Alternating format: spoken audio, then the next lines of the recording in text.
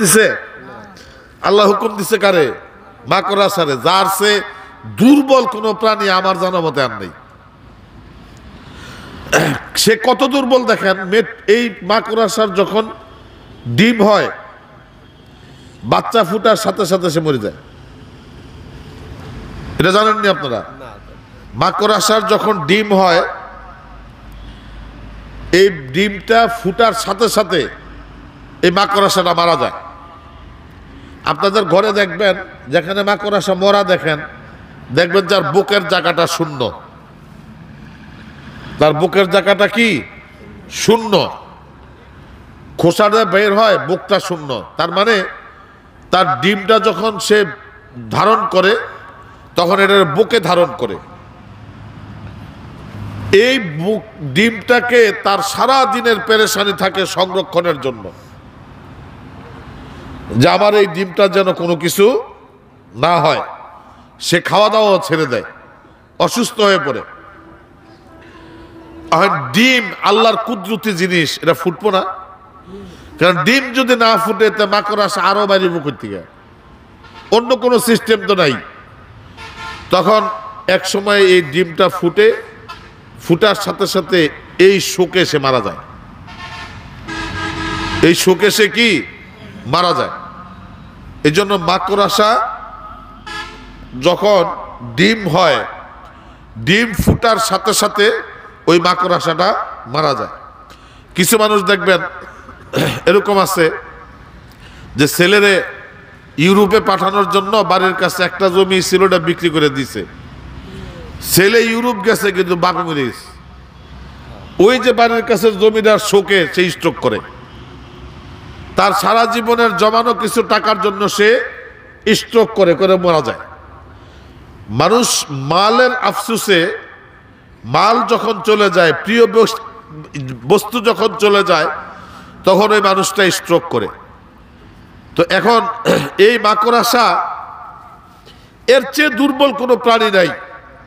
অথচ আল্লাহ রসুল সাল্লাল্লাহু আলাইহি ওয়াসাল্লামকে সেভ করার জন্য ওই দিন যদি এই কাফের মুশরিকরা রসুলকে পাইতো, তাহলে এরপরে কি আর পৃথিবীতে ইসলাম বলতে কিছু থাকতো না। এত বড় একটা মিশন সেভ করলেন মাকড়সা দিয়া। এই জন্য আল্লাহ রাব্বুল আলামিন অতি দুর্বল মানুষকে দিয়া অতি কঠিন কাজ করায়। এই কাজের সময় দুর্বলকে দুর্বল করা মনে করা যাবে না, কারণ তার ভিতরে যিনি হুকুম দিচ্ছেন উনি থাকেন। ওই মাকড়সাটা কি মনে করেন ওই মুহূর্তে সে একাই ছিল, না তার সাথে আল্লাহও ছিল? আল্লাহ রসুল বললেন না মাকড়সার জালের দিকে তাকাই, আবু বকর লা তাহজান ইন্নাল্লাহ মা'ানা, পেরেশান হইও না, ওই যে আল্লাহ আমাদের সাথে আছে। দেখাইলো কি মাকড়সার জাল, আর নাম কইলো কার? আল্লাহ।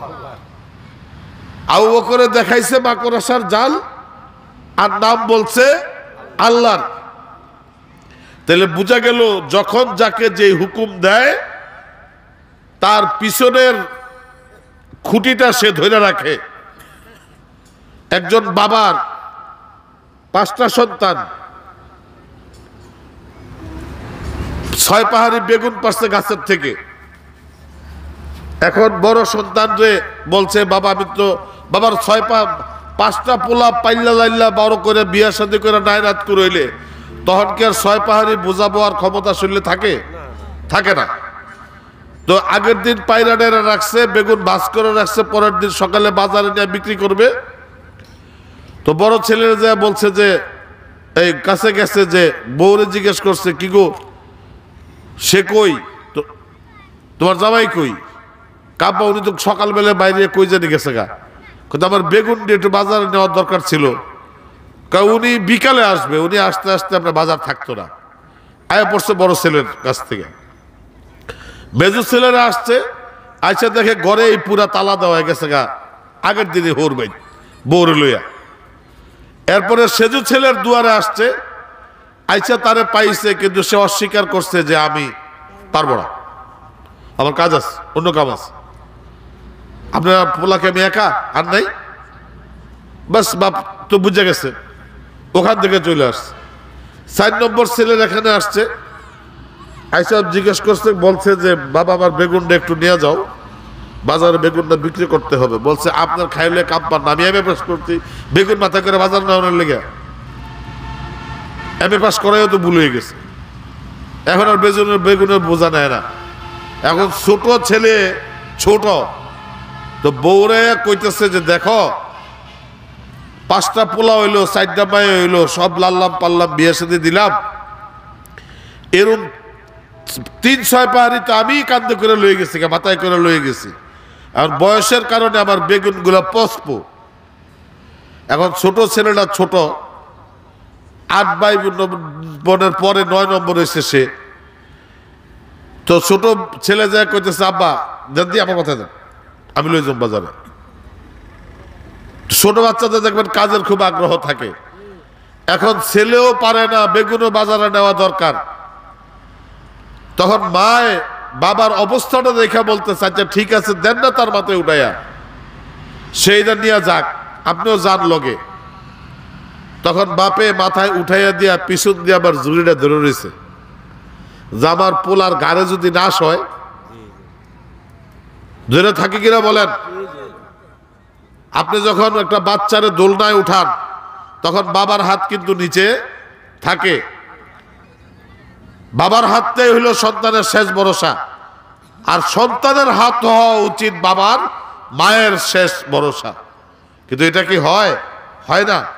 তো যেমনি ভাবে একটা ছোট বাচ্চার মাথার উপরে বোঝা দিয়া পিতামাতা সাপোর্ট দেওয়ার জন্য পিছন থেকে থাকে, আল্লাহর ওলিরা যখন কাউকে কোথাও পাঠায় তখন ওনার সাপোর্টটাও পিছে পিছে থাকে। তারে দেখেন না, সামনে কে তারা দেখেন না, পিছনে কে তারা দেখেন, তাইলে আর কোনো দ্বিধাদ্বন্দ্ব থাকবে না। যখন আমরা শুধু সামনেই দেখি, পিছনে দেখি না, তখন এই দ্বিধাদ্বন্দ্ব তৈরি হয়। ঠিক আল্লাহ রাব্বুল আলামিন আপনাকে আমাকে দুনিয়াতে পাঠাইয়া সব কাজের ক্ষমতা দিয়া আল্লাহর ক্ষমতাটা আবার পিছন দিকে ধরে রাখছে।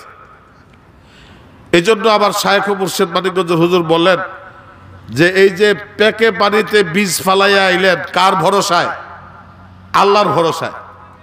আল্লাহ যদি পিছন দিক থেকে কারিগরি কইরা এটাকে না ফুটাইয়া দেয় তাইলে বীজই তো লস। এই জন্য আল্লাহর ওলিদের কাছে গেলে যে জিনিসটা শিখা যাবে, ওই যে আল্লাহর কাছে ইব্রাহিম আলাইহিস সালাম দোয়া করছিলেন যে আল্লিমুহুমুল কিতাব ওয়াল হিকমা, তাদেরকে কিতাব শিক্ষা দিবে এবং হিকমত শিক্ষা দিবে। এই কিতাব আর এই হিকমত জমিনের ভিতরে এখন শিখায় হইল হক্কানি ওলামা মাশায়েখ এছাড়া আর কেউ না। অন্য কারো কাছে যাবেন, তার কাছে কিতাব নাই, কিতাব থাকলেও কি নাই? হিকমত নাই।